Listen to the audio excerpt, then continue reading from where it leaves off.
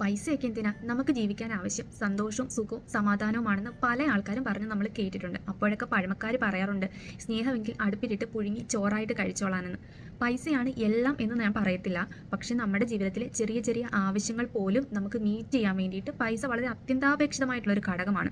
ഇപ്പോൾ തന്നെ നിങ്ങളുടെ പാർട്ട്ണറിന് ഒരു ചെറിയൊരു സർപ്രൈസ് ഗിഫ്റ്റ് കൊടുക്കുക, അല്ലെങ്കിൽ ഒരു ചെറിയ സന്തോഷത്തിന് വേണ്ടിയിട്ട് ഒന്ന് പുറത്തു പോകുക, ഫാമിലിയിലുള്ള ആർക്കെങ്കിലും ഒന്ന് വയ്യാതെ വരികയാണെങ്കിൽ ഒന്ന് ഹോസ്പിറ്റലിൽ പോവുക, അവരുടെ മെഡിക്കൽ നീഡ്സ് മീറ്റ് ചെയ്യുക, അതുപോലെ നിങ്ങളുടെ കുട്ടികൾക്ക് ഇഷ്ടപ്പെട്ട എന്തെങ്കിലും ഒരു സാധനങ്ങൾ വാങ്ങിച്ചു കൊടുക്കുക.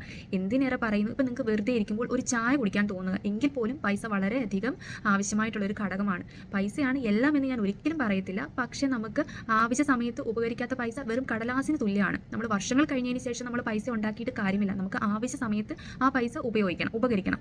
അതുപോലെ തന്നെ നമുക്ക് കുളിരുമ്പോഴല്ലേ കുപ്പായത്തിൻ്റെ ആവശ്യം എന്ന് ഏതോ ഒരു സിനിമയിൽ ഞാൻ പറഞ്ഞു കേട്ടിട്ടുണ്ട്. അത് വളരെ സത്യമാണ്.